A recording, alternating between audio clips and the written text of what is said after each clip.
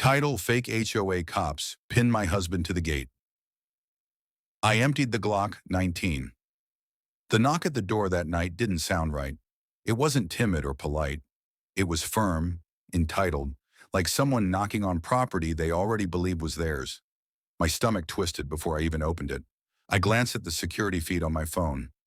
Two men in dark tactical uniforms, no badges visible, black caps that said HOA security. My heart sank. Our community HOA had been a nightmare since the day we moved in. They acted like dictators over lawn lengths and trash bins. But this was new. I whispered to my husband, Mark, "Stay back. Something's off," but Mark, being the calm, level-headed veteran he was, stepped outside. "Evening, gentlemen," he said. "Can I help you?" One of them flashed what looked like a laminated card. "We're responding to a complaint about illegal construction on this property." "Step aside, sir. We need to inspect." Mark frowned. "At 9:45 p.m.? You're not real police. Who sent you?" The taller man shifted his stance, hand hovering near his belt, not where a police holster would normally be. "Sir, don't make this difficult." And then it happened. Too fast. One of them grabbed Mark by the arm, twisting it behind his back and shoving him against the metal gate. Mark grunted, struggling, his voice sharp with pain. I froze for a split second. My hands trembled, but my instincts screamed louder than my fear. I knew those weren't cops. I knew those uniforms weren't right. And I knew that no one, not even the HOA, had the right to touch my husband like that. I sprinted to our bedroom, yanked open the drawer, and pulled out the Glock 19 Mark had taught me to use years ago. Just in case, my fingers were slick with sweat, my heart hammering like a drum in my ears. When I came back outside, one of the men was shouting, "Stay down, or this'll get ugly." Mark's face was pressed against the cold metal, his voice muffled. That's when I stepped out. "Let him go!" I shouted, my voice cracking but strong enough to make both of them turn. The shorter one sneered. "Ma'am, this is official HOA business." "HOA doesn't have cops," I snapped, raising the Glock. "And you're trespassing." They hesitated.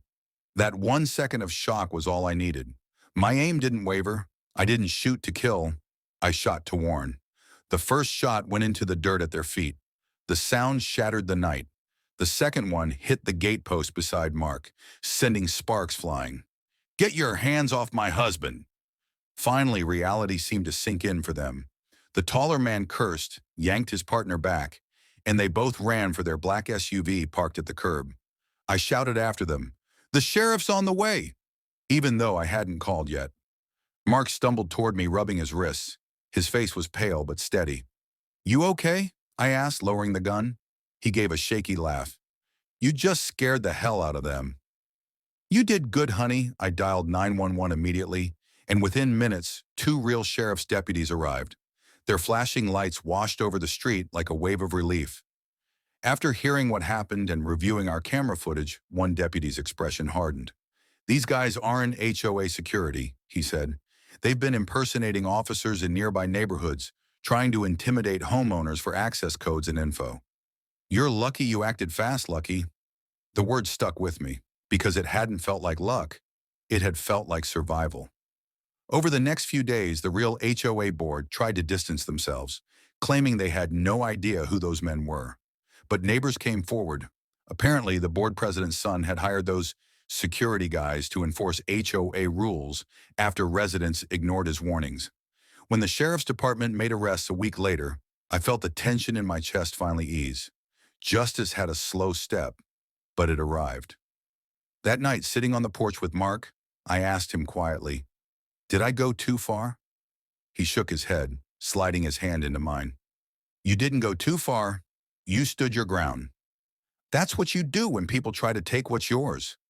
His words hit me deeper than he probably realized, because it wasn't just about our property.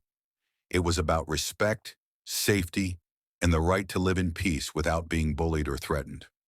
Weeks later, I replaced the old gate, the one they'd pinned Mark against, with a stronger, taller one, a quiet symbol of resilience. Now, every time I hear the faint creak of that gate, I remember that night. The fear, the adrenaline, and the strength I never knew I had until I needed it. Because sometimes courage doesn't roar.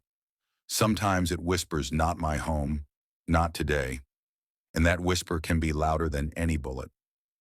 Moral: stand firm when your safety, your dignity, or your loved ones are on the line.